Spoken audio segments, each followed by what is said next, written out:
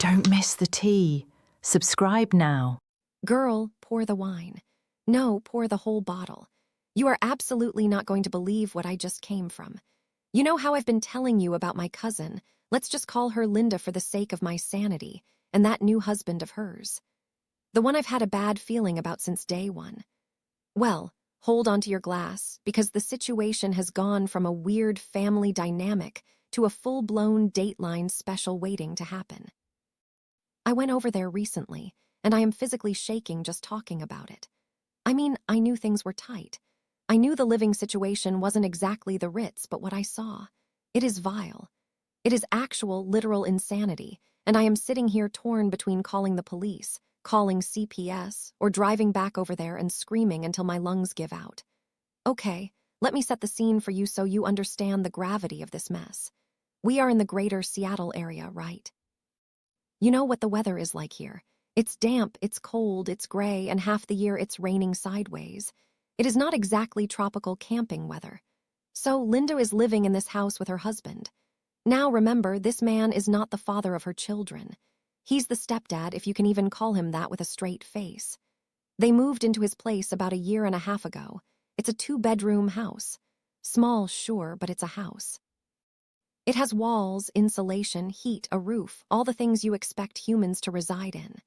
Linda has a lot of kids, a mix of minors and young adults. And you would think, being a mother in her late 40s, her priority would be making sure her offspring aren't getting hypothermia. But no. Listen to this breakdown of the sleeping arrangements. There are 2 bedrooms in this house. Just 2. Bedroom number 1, obviously, that's Linda and the husband. Fine. But what about bedroom number 2? With a bunch of kids, you'd put bunk beds in there, right? You'd stack them like Tetris blocks to keep them warm and safe. Not Linda.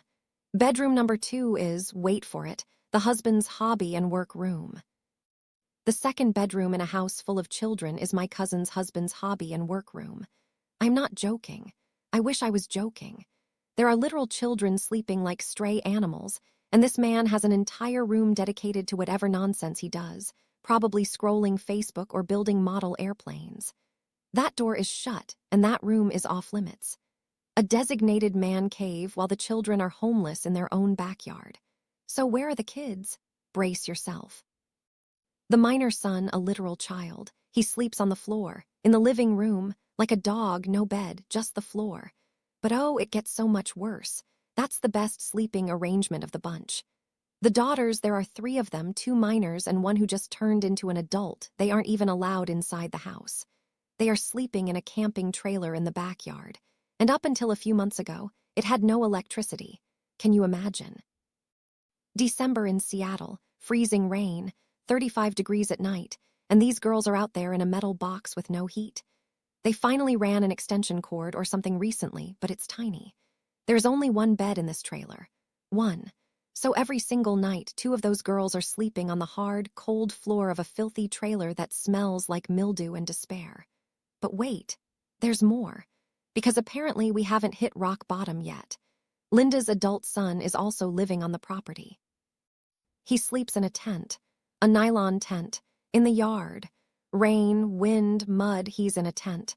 And his wife, his pregnant wife, you won't believe where she's forced to sleep.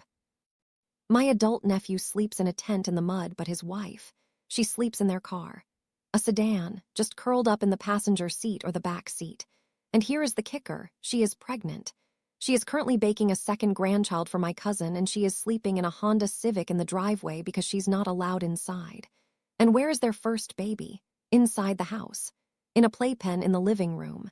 So let's recap this nightmare. Linda and husband get a warm bedroom.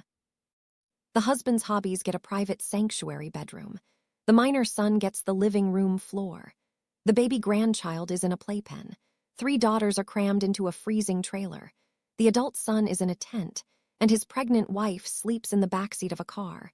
I stood there looking at this, and I felt like I was in the Twilight Zone. I looked at Linda, and she was just chatting away like this was normal. Oh yeah, it's a bit crowded, but we make do. Make do. You are hoarding livable square footage for a hobby room while your pregnant daughter-in-law is getting spinal damage sleeping in a car. I've been agonizing over this for days. I haven't slept. Every time I hear the rain hit my window, I think about those girls in the trailer and that boy in the tent. My heart just breaks. I am so conflicted about calling CPS. I know, your face right now says, call them immediately. And my brain says that too, but it's complicated. These kids have been through hell already. They have serious trauma. This is technically the most stable environment they've been in for a while. They aren't moving every month. They are being fed. They go to school. My fear is that if I make the call, CPS comes in and rips them apart, throwing them into the foster system. What if I make their lives objectively worse? But I can't condone this neglect. Be honest with me. Am I overreacting? Is this just poverty and I'm being judgmental? Or is this as abusive and twisted as it feels in my gut?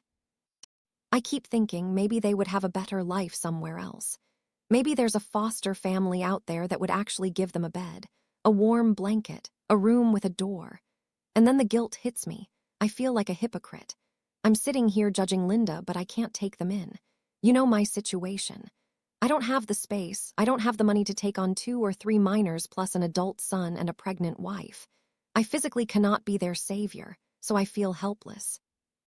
I'm watching a slow-motion car crash, and I'm the only one standing on the sidewalk with a phone in my hand, terrified to dial 911 because the ambulance might be worse than the crash. But there has to be something I can do, right? I can't just let this slide. I can't go to Thanksgiving dinner and pass the potatoes to that husband knowing he slept in a warm bed while the girls shivered in a tin can. I tried hinting at it to Linda. I was like, hey, maybe you guys could move the computer into your bedroom and put some bunk beds in the second room.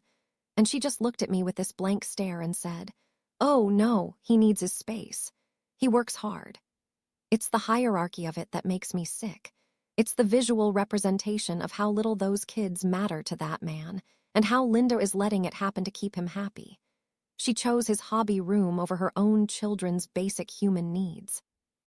I feel like a snitch if I call, but I also feel like an accomplice if I stay silent. I think I have to make the call. I think I have to blow this whole family up. But God, I am terrified of the explosion. What would you do? Would you call? Or would you try to confront that husband yourself? Because I'm about 5 seconds away from driving over there with a sledgehammer and opening up that hobby room myself. Pour me another glass. This family is going to be the death of me. Truly.